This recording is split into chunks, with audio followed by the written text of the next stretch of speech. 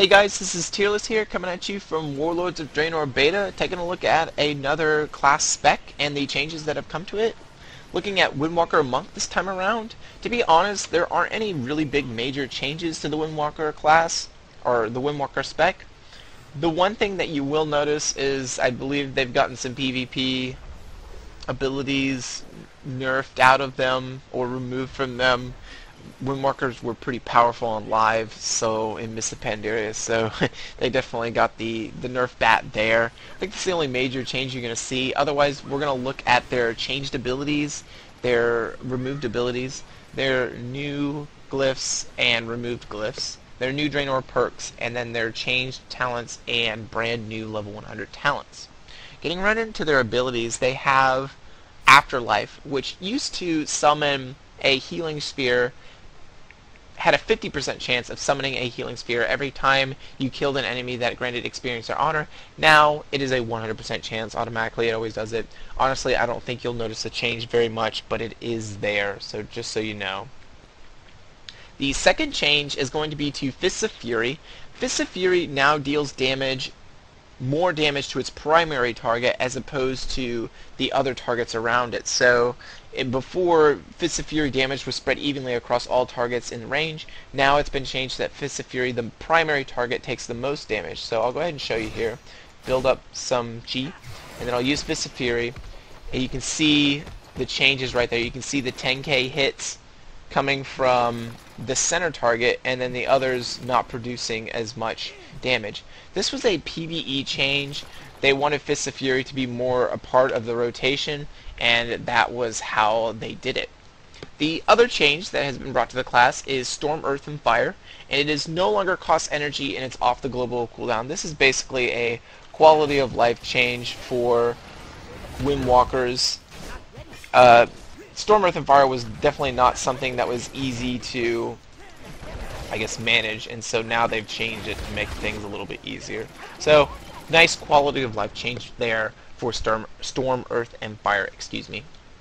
Another change is to Touch of Karma. This is the first of the PvP nerfs, and that is Touch of Karma used to, the damage that you sent back could not exceed more than 100% of your maximum health. That has been now reduced down to 50% of your maximum health. So definitely a huge nerf there. Another change is that, well, this is a change and a removed ability. Healing Spears have been removed from the game. Unless they're created by like Afterlife and so forth, the ability Healing Spear has been removed. And in its place, Surging Mist has been put in for Windwalker monks to be able to heal with. So honestly, I think that's a buff because well, I take that back. It's more of a nerf because you actually have to cast Surging Mist. Healing Spears, you used to be able to put them in front of you and then continually walk over them to heal yourself. You're not going to be able to do that anymore. You're going to have to actually sit and cast. So that is actually a nerf to the Windwalker monk spec. Looking at their removed abilities, Windwalker monks lost Grapple Weapon, which was your disarm ability, so to say. The reason that this has been removed is pretty much all disarms have been removed from the game, so I wouldn't worry about this one too much. It's just something that Blizzard wanted taken out of the game, as far as they didn't really like disarms that much anymore, so that has been removed from the game. Healing Sphere, I already mentioned, is gone. Legacy of the Emperor, which was the buff that increased your stats, has now been removed from Windwalkers. It is now Mistweaver only.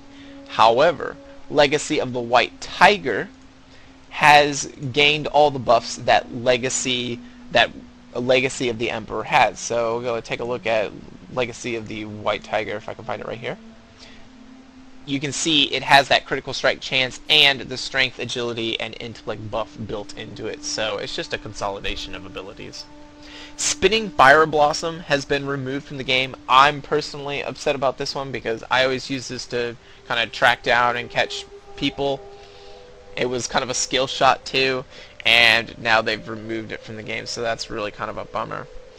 Adaptation has been removed from Windwalkers. This was a passive, and that was when you were disarmed, your chance to dodge has been increased by 25% for 5 seconds.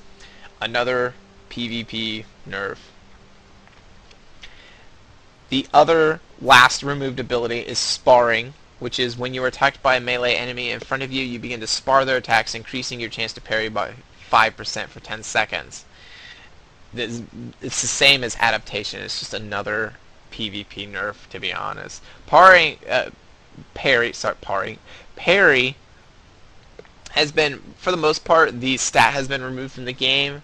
It's still in the game, like the ability, but the stats have been removed for the most part.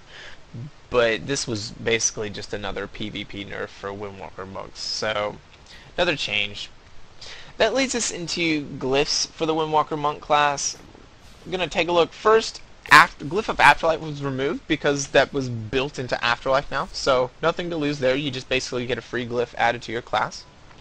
And then there are 4 new glyphs to the WindWalker class. The first of these is Glyph of Floating Butterfly, which Fists of Fury can be channeled while moving, but no longer stuns its target.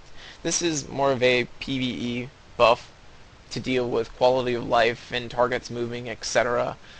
Probably you'll see a lot of, considering that Fists of Fury is now a major part of the rotation of a WindWalker, you're probably going to see some PvE players taking this one.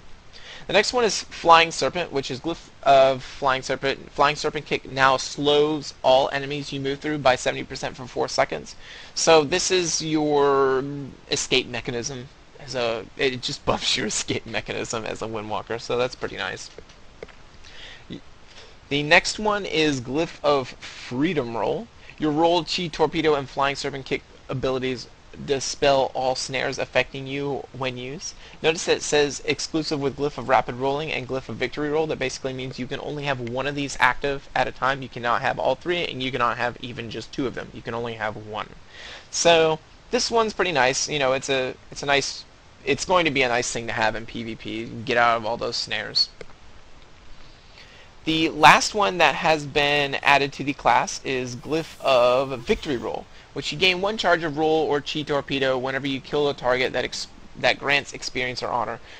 To be honest, I'll use this for leveling, but I don't think that I would use this for anything else, because I just don't think it'll have that much use. So, probably not going to see much use out of that one there. That leads us into the Draenor perks of the class. We're going to take a look at what they have added. To be honest, some of the Draenor perks are kind of lame. To demonstrate some of them, I need to put some abilities on my bars real quick. Excuse me. And let's take a look at the perks now. So, the first one they have here is Enhanced Blackout Kick, which is just a straight damage buff. I hate these damage buff perks, but they have a lot of them, and unfortunately that's what we're stuck with. There's Empowered Chi, which increases your maximum Chi by 1. If you notice in the top left corner, I have 6 Chi, and that is because I have both Ascension active in the talent tree, and I have Empowered Chi. So that's a lot of Chi now that you have up there to kind of pool together and use. I like it. There's Empowered Fists of Fury, which is another damage increase. Empowered Rising Sun, another damage increase. So these are really disappointing, these damage increases. Empowered Spinning Crane Kick. Spinning Crane Kick now deals its damage twice as fast, but its duration is reduced by 50%. So, you can take a look right here. Pretty quick. I like it. Makes things short and simple and sweet. Pretty cool. It might be seen as a, you know, PvP nerf because, you know, PvPers would use that to break people out of stealth, etc. I don't know. It's a PvE buff and then possibly a PvP nerf, depending on how you look at it. There's Empowered Tiger Palm, which is another damage buff. There's Enhanced Roll, which is your roll now travels the same distance in 25% less time. This is pretty awesome. So you can go ahead and use this. And if you can't tell, I can definitely tell on live. There is a big difference in the roll and how quickly it moves. So that is definitely a nice buff. There is Enhanced Transcendence, which is undoubtedly my favorite, which is the cooldown of Transcendence is reduced by 35 seconds, and Transcendence transfer is now instant cast. So your escape mechanisms are going to be that much faster now, trying to get away from people or get away and heal yourself, especially with that change to Surging Mist. That's going to really help, I guess, mitigate that change that has been put into the game. The last of these perks is Improved Energizing Brew, which is while Energizing Brew is active, your multi-strike chance is increased by 10%. For those of you who don't know what multi-strike is, it is basically like Elemental Shaman's Old Mastery or Marksmanship Hunter's Mastery, where you get a powered down version duplicate of the spell you just cast. It's a new stat in the game, so this is going to be just a nice passive buff to Energizing Brew. That leads us into the final changes to Windwalker Monks, which are the talents. There are only two major change talents. The first of which is going to be Ring of Peace. Ring of Peace has had its changed. It's now Ring of Peace around the friendly target for 8 seconds, incapacitating all enemies for 3 seconds, and incapacitating them again each time they attack or cast a harmful spell. So there's a little bit change there. It's an automatic. You'll see right here. I'm going to go ahead and use Ring of Peace. You'll see the nerf, the incapacitation immediately here, just like that. So pretty cool.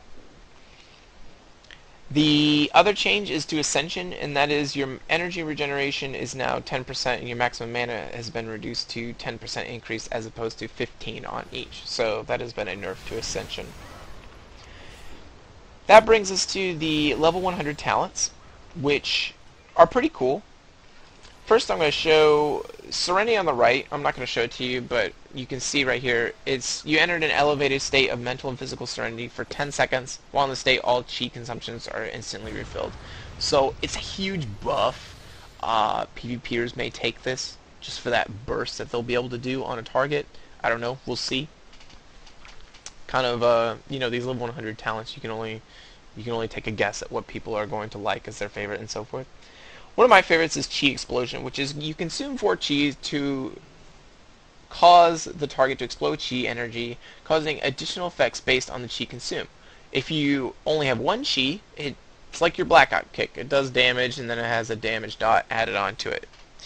If it's 2 Chi, you deal an additional 52% damage over 6 seconds. So, excuse me. The first one is just like a straight damage, and it increases based on how many chi you use. Number 2 is the dot from Blackout Kick, which deals 52% damage over 6 seconds. So, in all honesty, Chi Explosion with 2 chi is the same thing as Blackout Kick. 3 chi, it also generates a charge of Tiger's Eye Brew. And then lastly, 4 chi, the damage also hits all enemies within 8 yards of the target. Now, this replaces Blackout Kick. Hence why 1 chi and 2 chi are basically the building blocks to the ability. So, I mean, if you really want to, it allows you, if you really want to only use 1 chi if you want to. But, honestly, why would you do that? So, I'm going to go ahead and use it right here. It's pretty awesome. The dot is actually applied to the entire, all of the targets around it, just like when it says damage hits all 8 targets, that includes the dot as well as the flat damage. So go ahead and use it here. You can see the damage there. A lot of damage coming out right there. Then you can see the damage going around. And then I can use it again, but it's only going to be a normal Blackout Kick because I only had 2 chi. So, pretty cool ability there. The last of these talents is Hurricane Strike, which is the Windwalker Monk version of a Bladestorm. You unleash a rapid series of kicks toward random enemies within 12 yards, dealing a total of 142,000 damage, 157,000 damage over 2 seconds. That's spread across class. I'm not sure those damage numbers are correct. The important thing, though, I believe, is while kicking, you are immune to movement impairing and loss of control effects. So go ahead and use it. They have a nice little sweet animation for it. You can pretty much floating around here while you deal damage. So, pretty cool ability there. It's just Windwalker's version of a Bladestorm, if you ask me. I kind of wish it would last longer than just 2 seconds, even if they had to spread the same amount of damage across it. But that is the last of the level 100 talents. So pretty cool. Not quite sure which one is the most popular at the moment, but we shall see as we start getting more PvP testing going on the beta realms. Otherwise, that is everything to deal with Windwalker monks. The next videos I'm going to be doing are going to be looking at the changes to healing classes in general and tanking classes in general, and that'll allow me to start opening up to the healing and tanking specs. So with that being said, I will see you guys in the next video. Tirelis out. See ya.